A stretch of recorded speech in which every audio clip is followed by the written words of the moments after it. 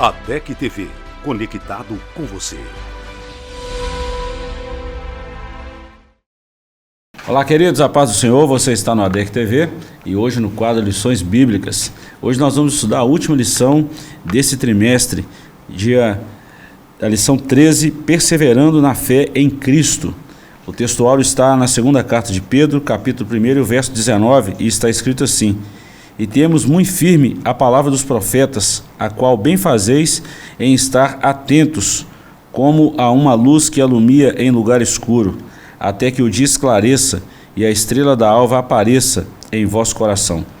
Verdade prática: a Bíblia Sagrada é o único instrumento moral e espiritual estabelecido por Deus para ferir a nossa conduta diante do Criador, da sociedade, da pátria e da família.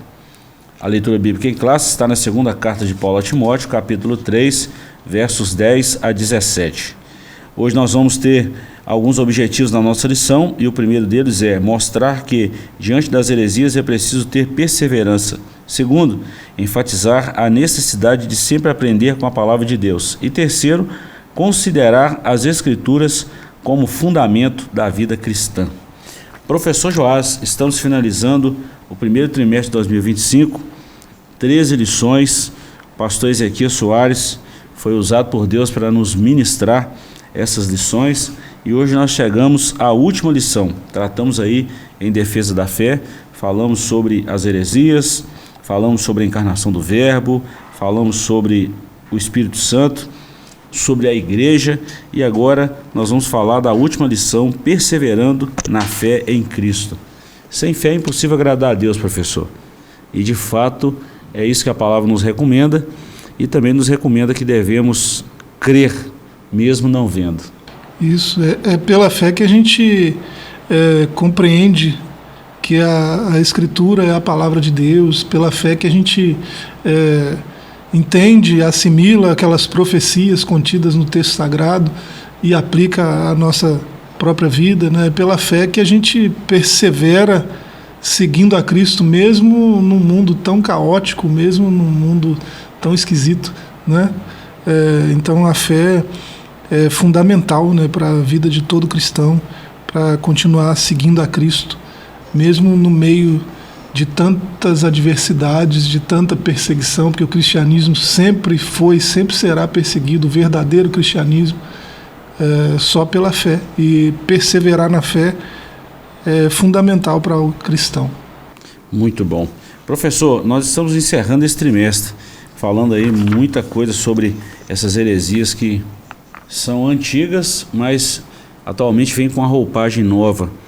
E a palavra de Deus permanece fiel, permanece inabalável, inalterável. E é muito bom quando a gente pode ver que passou todo esse tempo e a palavra de Deus permanece fiel. E nós devemos dar crédito à palavra do Senhor, né? Isso, a Bíblia é a palavra de Deus, né? Toda ela é inspirada por Deus. E a Bíblia como a gente tem hoje é um milagre, né? Qualquer pessoa sensata que vai estudar a história de como a Bíblia chegou até nós agora, percebe muito rapidamente que trata-se de um milagre. Porque o mesmo que inspirou esses autores durante todo esse período de tempo, quase 1500 anos, né, de distância de Moisés para João, né, quase 1500 anos de distância, e Deus inspirou todos eles, e o mesmo que inspirou preservou o texto, guiou os tradutores mundo afora, e de forma que em todo lugar do mundo hoje alguém tem pelo menos uma porção da palavra de Deus. Isso é um milagre, né? E glória a Deus por isso, né, professor? Glória a Deus por isso. Vamos lá, introdução. As religiões mundiais e os movimentos dissidentes delas possuem diversos escritos sagrados. No cristianismo, a fonte de autoridade é a Bíblia Sagrada. A autoridade bíblica deriva sua origem em Deus, o que nos permite chamar a Bíblia de a palavra de Deus. Isso encerra a superioridade das Escrituras como plena e total garantia de infalibilidade. Mas não falta quem indevidamente reivindica essa mesma autoridade ou até mesmo as Escrituras. Eu comecei a falar, professor, abordar o nosso tema de hoje sobre a palavra de Deus, porque a Bíblia diz que está escrito que a fé vem pelo ouvir e o ouvir pela palavra. Então, se algum dos nossos púlpitos, se alguma das nossas igrejas faltou a palavra de Deus, tirou toda a base do que nós chamamos de igreja, dessa comunidade cristã. E nós estamos vendo hoje, Brasil afora, exatamente essa falta da palavra de Deus. E quando a gente fala falta, a gente fala de uma forma lamentável. Ou uma falta de uma exposição bíblica genuína, ou a falta do povo em não querer ouvir a palavra de Deus. De alguma maneira, a palavra permanece fiel. Mas eu estou dizendo o nosso cuidado em relação ao ouvir a palavra e praticar, e o cuidado também da exposição bíblica, uma exposição genuína da palavra do Senhor. Não existe um cristianismo verdadeiro sem o fundamento do cristianismo, que é Cristo. E Cristo, o próprio Cristo, é o Logos encarnado. Então, a palavra de Cristo é a base, né, para que a igreja exista e permaneça. E aí, sem a palavra, qualquer profissão de fé cristã, né, ou que se diga cristã, que não priorize a Escritura, que não priorize as palavras de Cristo, né, da forma que ela é, não tem uma base firme, né, não, já que a base é Cristo, não tem fundamentos sólidos. Então, está sempre seguindo o inconstante, né, de acordo com as culturas que mudam, de acordo com diversas variantes, né, a pessoa ou a comunidade que professa esse tipo de fé, sem a base firme da Escritura, vai ser sempre inconstante, vai ser sempre frágil, né, na sua base, porque não está fundamentada na palavra de Cristo. Né, o textuário escolhido é muito interessante, 2 Pedro, aí, né, 1 verso 19, temos muito firme a palavra dos profetas, a qual bem fazeis em estar atentos, como a luz que alumia em lugar escuro, até que o dia esclareça e a estrela da alva apareça em vosso coração. Muito firme a palavra, e depois você vê qual palavra que é, né? Essa palavra que foi entregue por Deus aos profetas.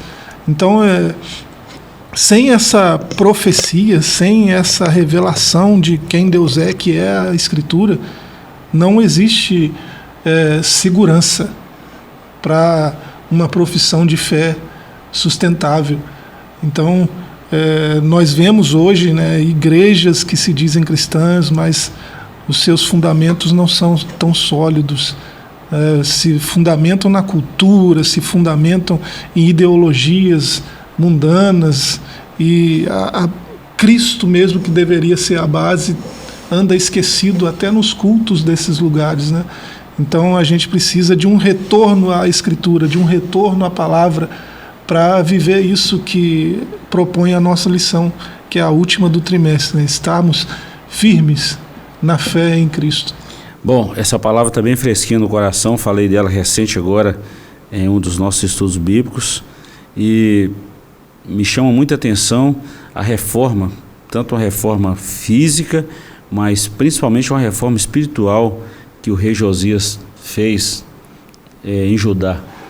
No seu 31º ano de governo, ele assumiu o trono com 8 anos de idade, 8 anos, e ele promoveu uma mudança, vamos falar assim, uma reforma, mas começou a partir de quando eles foram limpar o templo do Senhor, foram fazer uma reforma no templo e acharam o livro da lei. Tudo indica que Deuteronômio, né?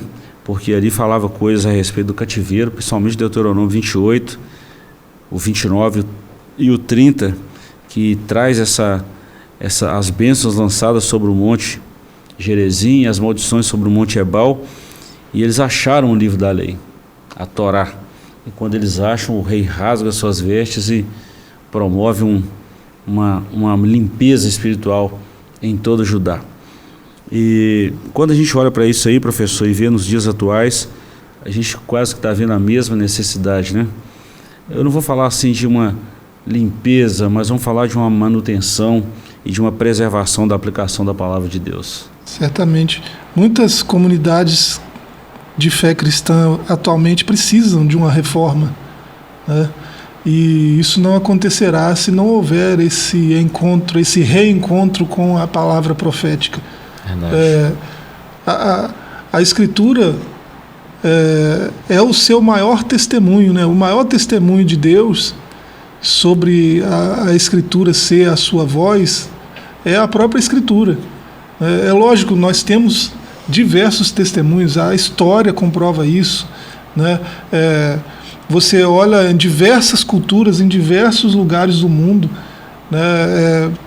Quando tiveram contato com essa palavra, com esses livros, tiveram mudanças extraordinárias, sempre mudanças muito positivas na própria cultura.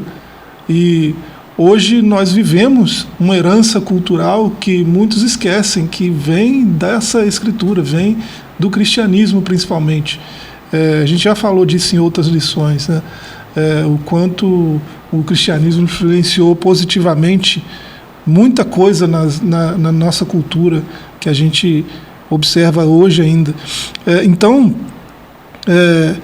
tem esse testemunho histórico, pessoas mudaram de vida, famílias foram restauradas, famílias tiveram uma transformação radical no seu seio familiar e na sua comunidade, cidades, bairros, países inteiros foram transformados por causa dessa palavra. Então, já é um testemunho gigantesco, mas a própria Escritura diz, pelo menos 2.600 vezes, assim diz o Senhor, né? Então, essa palavra profética, a palavra dos profetas, da qual Pedro está falando aqui, é sobre isso, né? O testemunho da própria Bíblia é que Deus fala através dela, né? Assim diz o Senhor. 2.600 vezes deve ser importante, né? Repetir uma coisa tantas vezes, né? E tem suas variações, né? O Senhor disse a fulano, a Moisés, a Abraão, tem essas variações. Então, a Bíblia é onde Deus fala. Verdade. Se a gente não tiver um retorno à Escritura, a gente não se aproximará de Deus como precisa para haver essa reforma que a gente está falando. Bom, nós vamos entrar dentro do nosso capítulo 1 aqui. Diante das heresias é preciso perseverança, e tem 4 subtópicos aqui: falsos mestres, ponto 2, experiência apostólica, 3, entendendo o querer, e o ponto 4, características dos enganadores. Deixa eu ler alguns parágrafos aqui, professor, e a gente fecha esse primeiro bloco aqui falando da importância do posicionamento cristão em relação com a palavra de Deus em relação às heresias. As 2 epístolas a Timóteo, classificadas como justiça, como epístolas pastorais, juntamente com a epístola a Tito, destacam-se também pelo seu caráter apologético.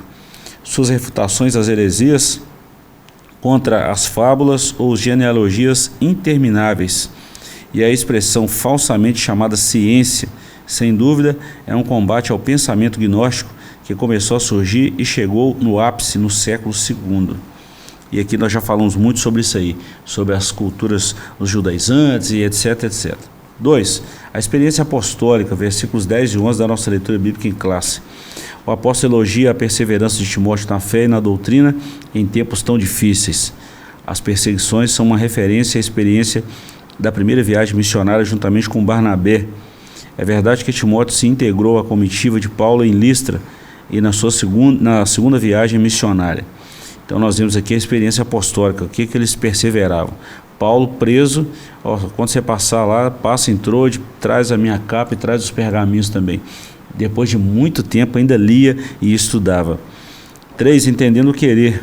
O verbo querer em todos os que piamente querem viver em Cristo Jesus padecerão perseguições. É mais que um simples desejo, mas uma resolução, ou seja, um propósito de coração, é uma vida com propósito. Então vai ter esses momentos mesmo, e isso é inevitável. E ponto 4, as características dos enganadores. O termo usado pelo apóstolo para enganadores ou impostores é goês, uma palavra que aparece só uma vez no Novo Testamento e nenhuma na Septuaginta, usado na antiga literatura grega como embusteiro, impostor, feiticeiro, charlatão, encantador. Então essas pessoas são denunciadas por Paulo, pertencem ao campo religioso. Então vamos lá, professor. Hoje em dia, falsos mestres está cheio por aí afora. Só que a experiência apostólica é a mesma citação de Atos 2, os últimos versículos lá, 44 a seguir, que eles perseveravam unânimes todos os dias, na oração, na comunhão, no partir do pão, e eles seguiam a doutrina dos apóstolos que aprenderam com o seu Senhor. Então, primeiro, os falsos mestres estão aí, mas a palavra de Deus também está aí, a nossa arma de defesa.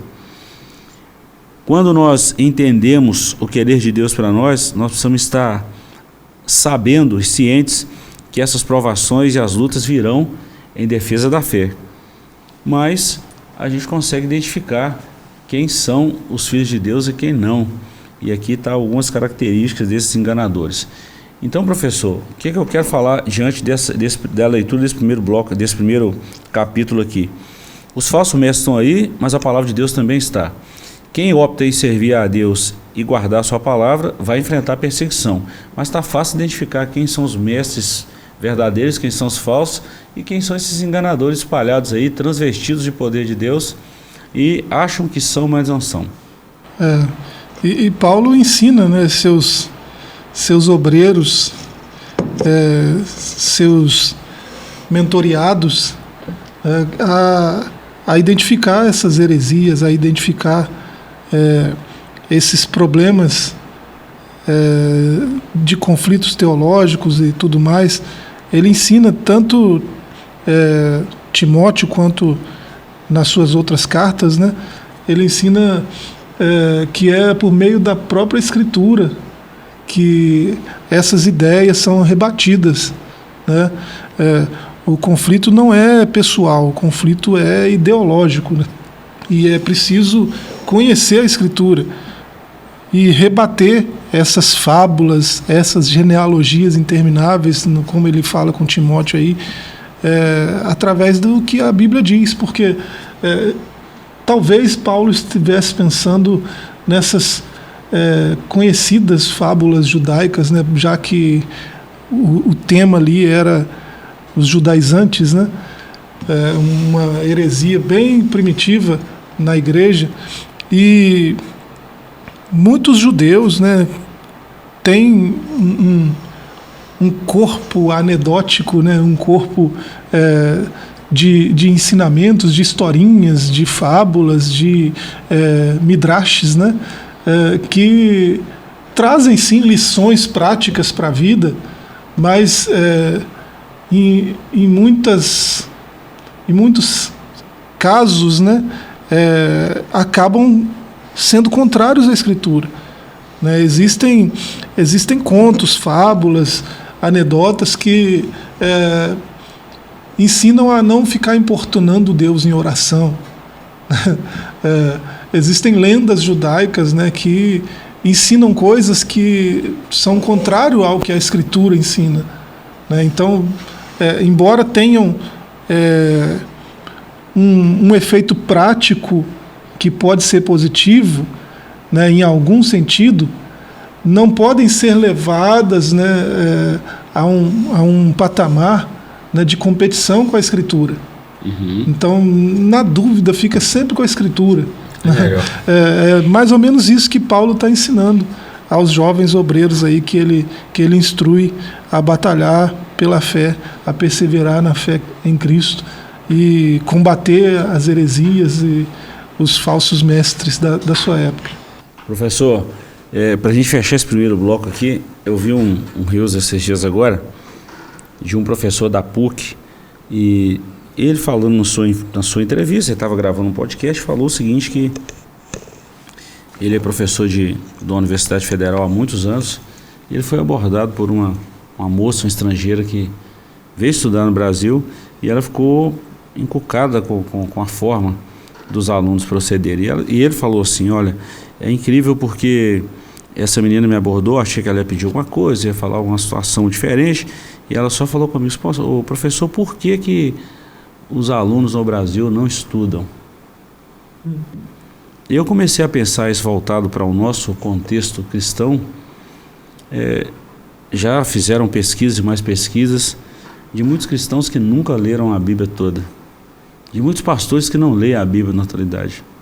Já pensou um pastor que não lê Bíblia? Isso é muito ruim. E eu fico pensando assim: se não estuda, se não lê, se não pratica, como vai ensinar a igreja? E como vai se defender de heresias que estão por aí? Porque isso demanda de tempo, de debruçar na palavra. Não era isso que os escribas faziam?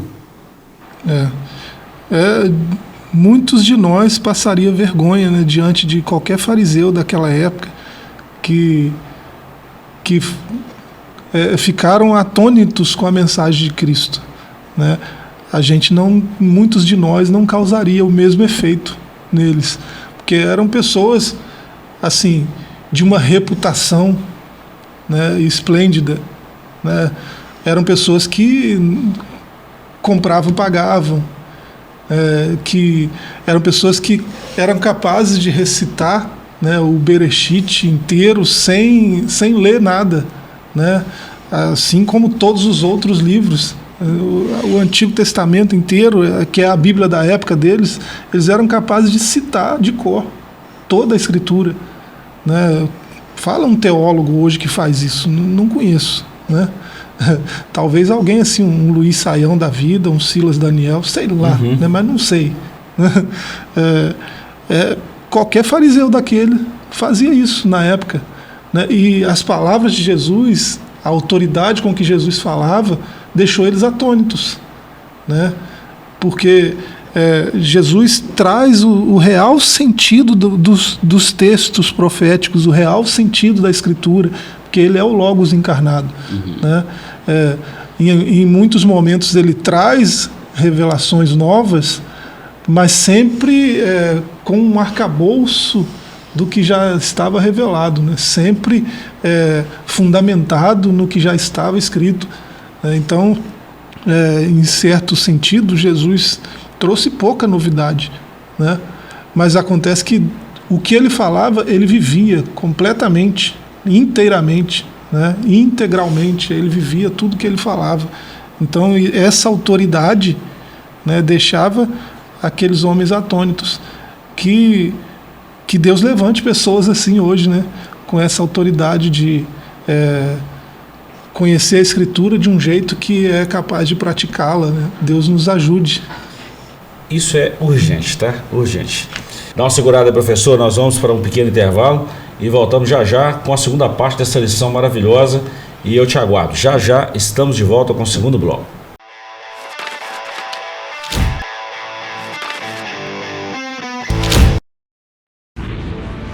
Seja bem-vindo ao novo site da Assembleia de Deus Caratinga.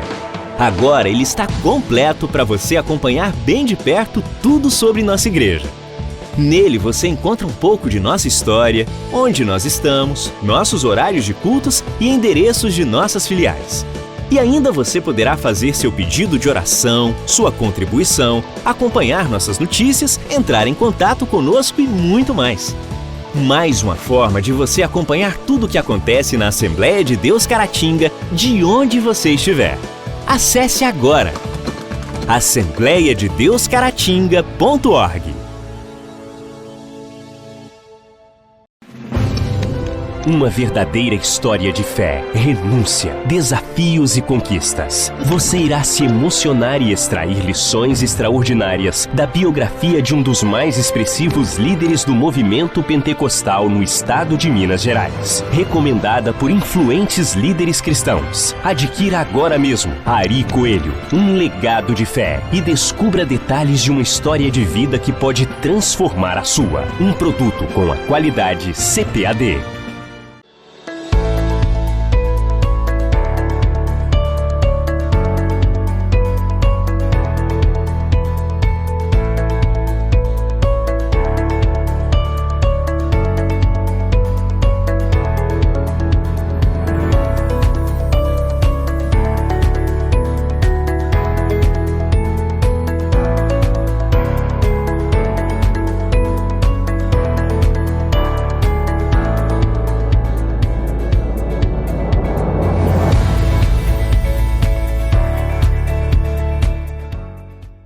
do leste de Minas Gerais de maneira presencial, o Instituto Bíblico Ari Ferreira Coelho agora também é IBAFEC EAD.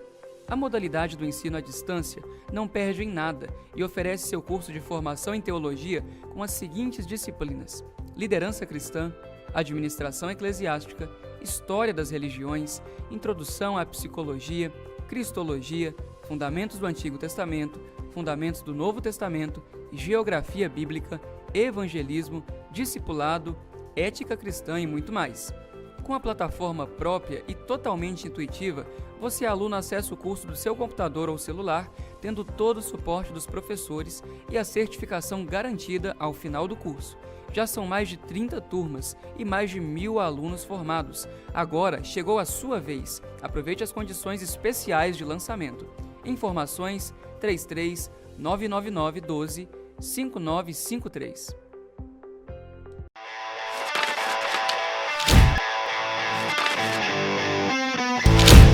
Estamos de volta com o seu ADEC TV. Nós estamos falando hoje da 13ª lição, Perseverando na Fé em Cristo. Professor Joás, vamos para esse último bloco falando aí de 2 capítulos importantes: aprendendo, sendo inteirado e sabendo, e por fim, tendo as Escrituras como fundamento.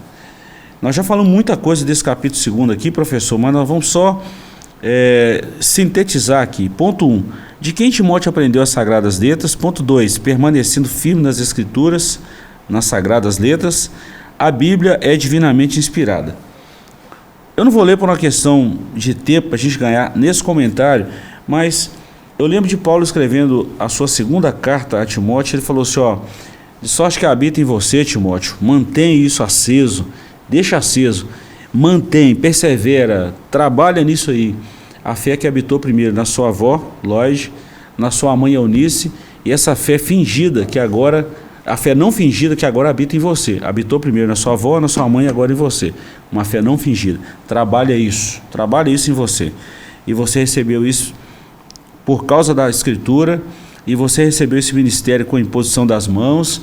Trabalha nisso aí, persevera nisso. Então, dá para ver aí de quem que ele aprendeu as Sagradas Letras. Ele teve um tutor, teve um mentor.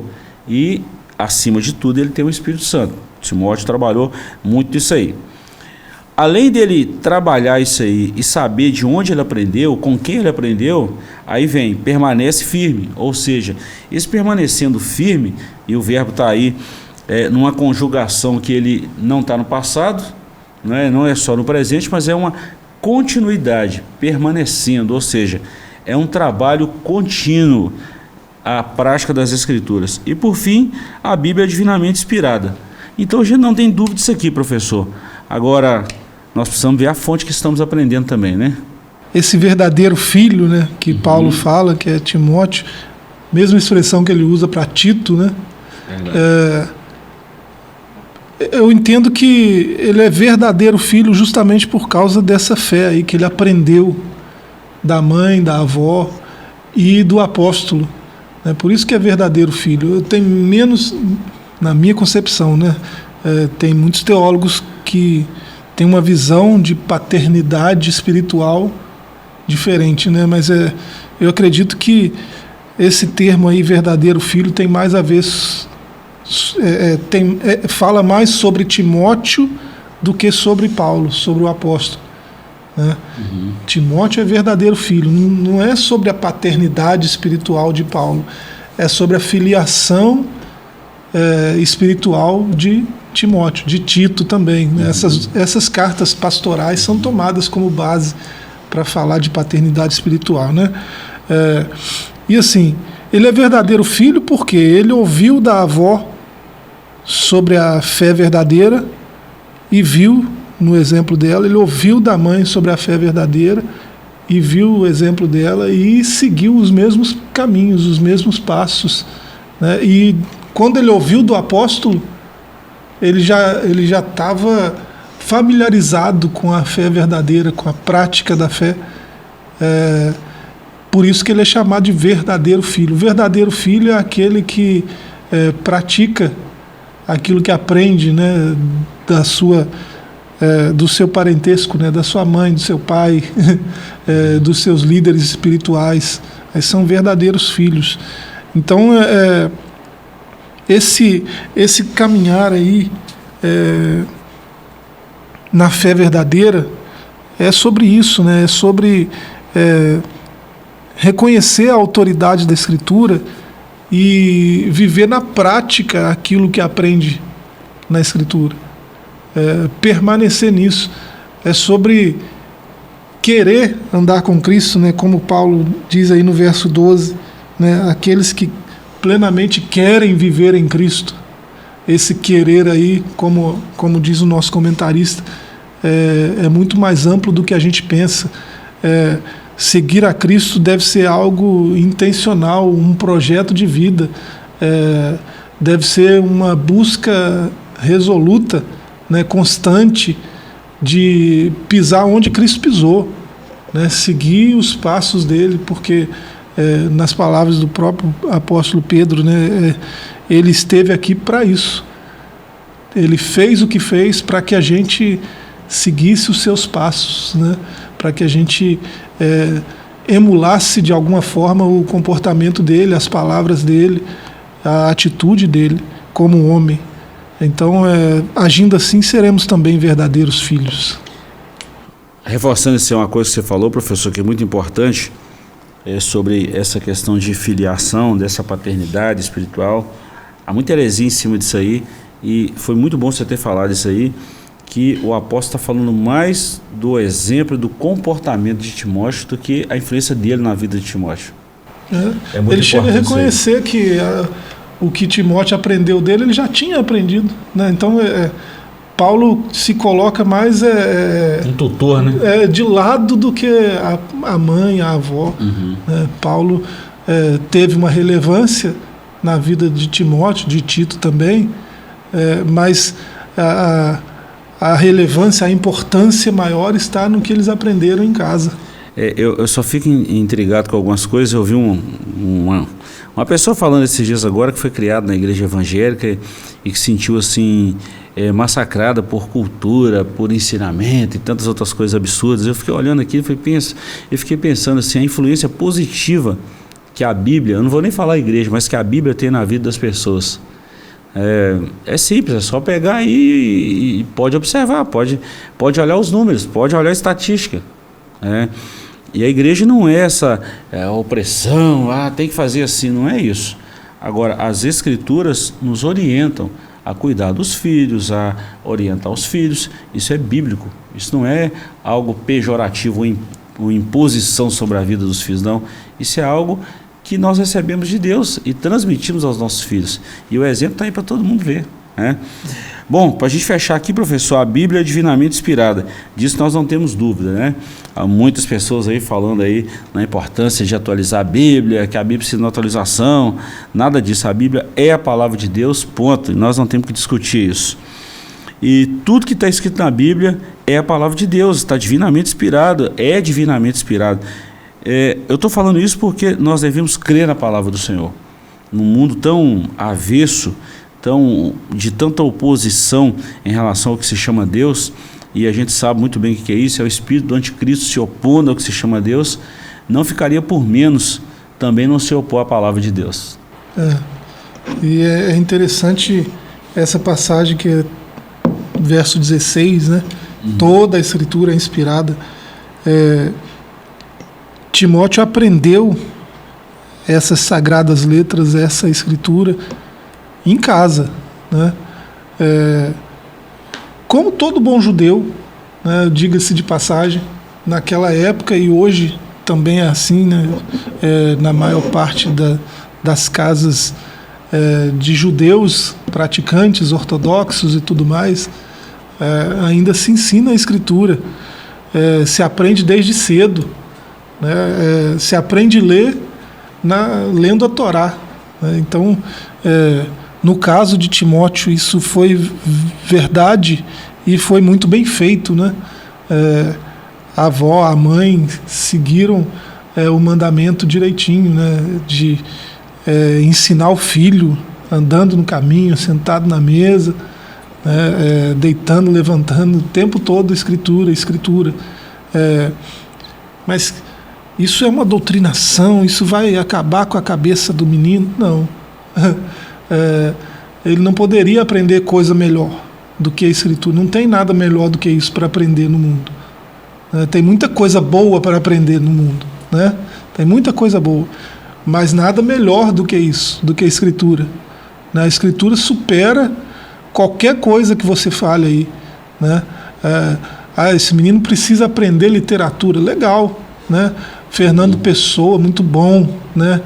Quem sabe Shakespeare, o nosso Machado de Assis. Ótimo. Né? Muita coisa boa, né? Mas nada disso é melhor do que a Escritura, nada disso supera a Escritura.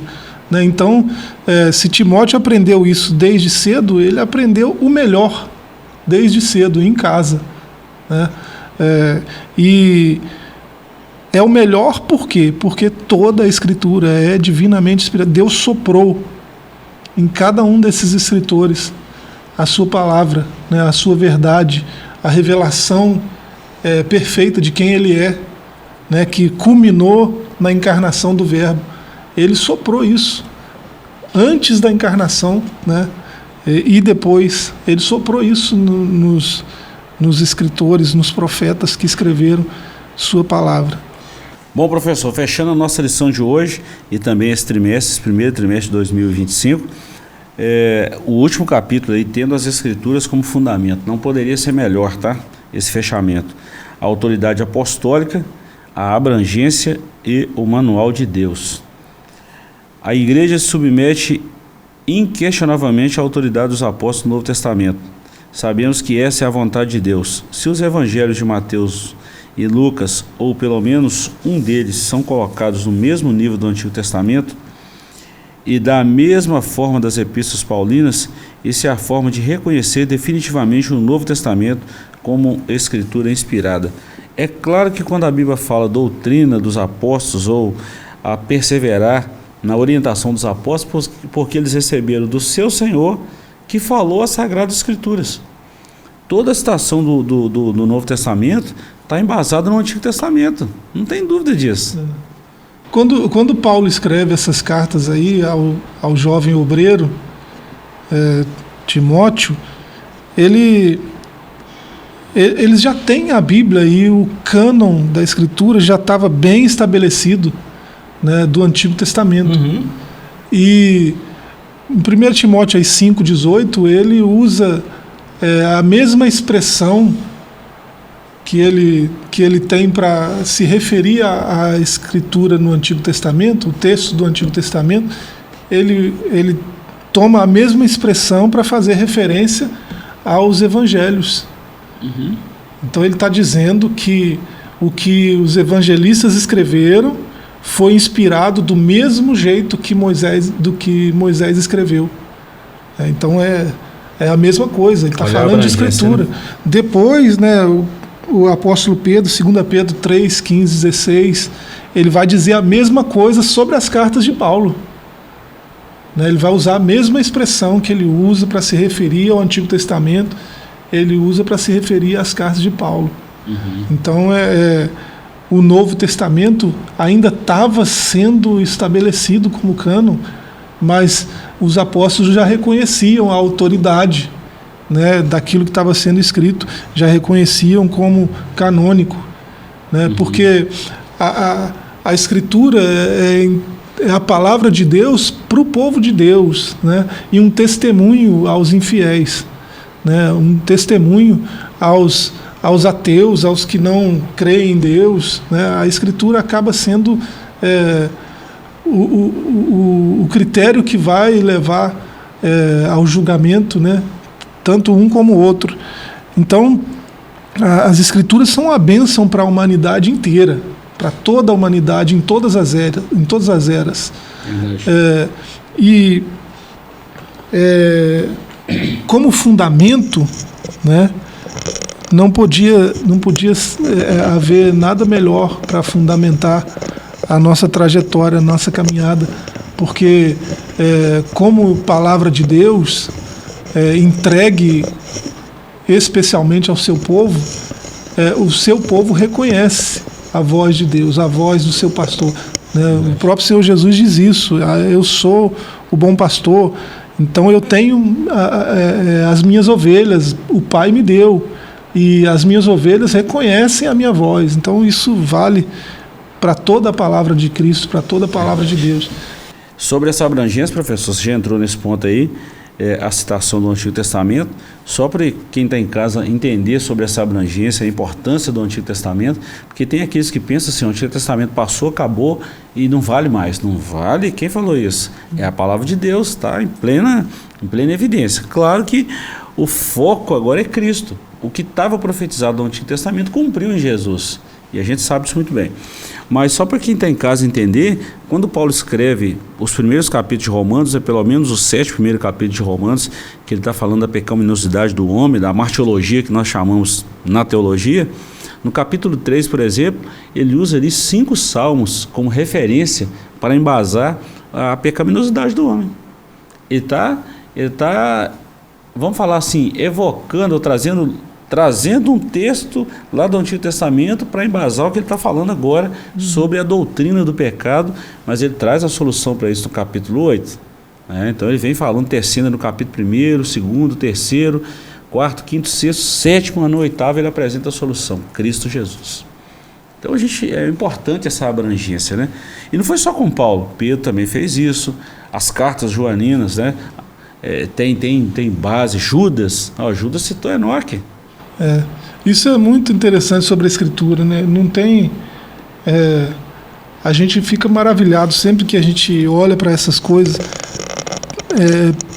coisas que evidenciam, né, que o que a gente ouviu sobre a Bíblia é verdade, né? A Bíblia é mesmo a palavra de Deus. A gente, até pessoas que vão para a Bíblia com intenção de desmentir a Bíblia, né, quando são honestas intelectualmente, acabam se rendendo, né? Isso aconteceu várias vezes ao longo da história, ainda continua acontecendo, né? E até ciências que nascem, às vezes, se voltam para esse caminho de tentar desmentir a Bíblia, acabam prestando o serviço contrário ao objetivo, né? A crítica textual, por exemplo, né, que é uma ferramenta tão boa, né, para compreender o texto, uma ferramenta tão importante para a hermenêutica, para a exegese, ultimamente tem feito um serviço que parece que a intenção, né, da alta crítica é desmentir a Escritura. Parece que todas as suas forças estão voltadas para isso. Mas aí, na tentativa de fazer isso, eles acabam mostrando como que a Bíblia é mesmo o que ela diz que é, né? Verdade. Fizeram muito recentemente um estudo, né, linkando as passagens, cruzando as referências, e o resultado é extraordinário, né? A intenção era dizer, isso aqui está cheio de incongruência, isso aqui está cheio de inconsistência, esse texto não é o que diz que é, né? E quando chegaram ao resultado, né, entenderam que, peraí, isso não acontece em nenhum outro livro da história, só acontece aqui. E esse livro não foi escrito de uma vez só, como todos os outros, né? Esse livro foi escrito por diversos autores de profissões, de culturas, de lugares diferentes, no tempo e na história, né? Ao longo de 1500 anos. Então, a Bíblia é realmente o livro de Deus, e quem tenta desmentir isso acaba fazendo o contrário. A Bíblia é o manual de Deus, ponto. Professor, fechamos o trimestre, nosso tempo já não permite mais, mas se você quiser estudar com a gente essa lição, próximo domingo estaremos em loco estudando essa lição maravilhosa. Professor, obrigado, Deus te abençoe. Amém. E vamos seguir firmes. Próximo trimestre está aí, nós vamos falar sobre a pessoa de Cristo, cristologia pura, e nós vamos falar sobre as cartas de João, né, professor? Isso. O Evangelho e as cartas. Te convido a estar conosco. Ficamos por aqui, se Deus nos permitir, voltaremos na próxima semana. Desejamos a todos uma semana abençoada. Até lá e um forte abraço.